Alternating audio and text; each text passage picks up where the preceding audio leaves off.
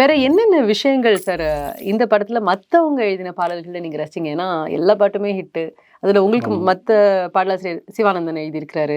So உங்களுக்கு அதுல பிடித்த வரிகள்? எனக்கு அந்த சுகர் பேபி பாட்டுல ராப் போர்ஷன்ஸ், இங்கிலீஷ் போர்ஷன்ஸ்லாம் எக்ஸ்ட்ராடினரி இருந்துச்சு வரிகள். நான் பாட்டை கேட்டவுடனே சிவா சார், பொம்பளை சார் இது யார் சார் எழுதுனாங்க? சுபாங்கிறது ஆம்பளையா பொம்பளையா சார்? இல்லை அவங்க வேற நிலையா, இறைநிலையா அவங்க? ம். அருமையா இருந்துச்சு. அது தமிழ் படத்தை நான் பார்க்கும்போது I am married to the game and I am going to win அப்படின்லாம் அதில் வரும்.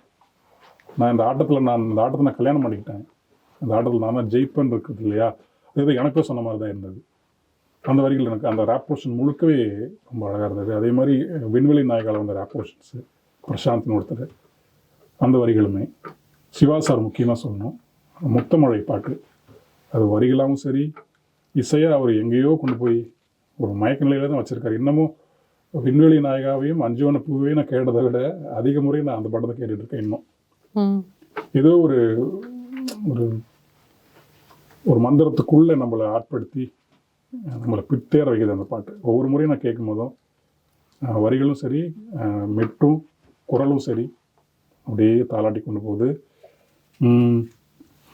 காலை கனவினில் காதலித்தேன், கண் விழித்தேன் உன்னை காணவில்லைங்கிறதுலாம் ஒரு கண்ணதாசன் டச் அது. ஆமாம், மாலை பொழுதின் மயக்கத்திலே கனவு கண்டேன் துளி பாட்டு பாருங்களா, அந்த ஃப்ளையரில் இருக்குது அந்த பாட்டு. அந்த அந்த நிலையில் இருக்குது. அந்த வரியோட காப்பி நான் சொல்ல வரல. அந்த நிலையில் கண்ணதாசன் மட்டும்தான் முடியும். அது எந்த பாட்டும் அந்த பாட்டுக்கான கதாபாத்திரமும் அவர் மாறி மாறி எழுதுவார்.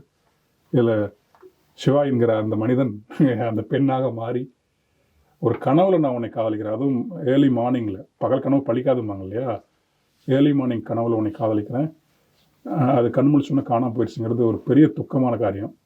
அது அந்த மெட்டுக்கும் அதுக்கும் அவங்களோட குரலுக்கும் அதுக்கும் அப்படியே தாளாட்டி கொண்டு போய், நான் அதில் முதல்ல கேட்கும்போது நான் தப்பாக புரிஞ்சுக்கிட்டேன். பாதி கனவின் காதலித்தேன்னு புரிஞ்சுக்கிட்டேன்.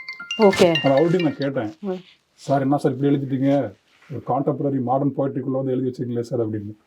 தம்பி பாதி இல்லை பாதி காலை அப்படின்னு. ஓ, இப்போ ரெண்டு நல்லா தான் இருக்கு சார் அப்படின்ட்டு நான்.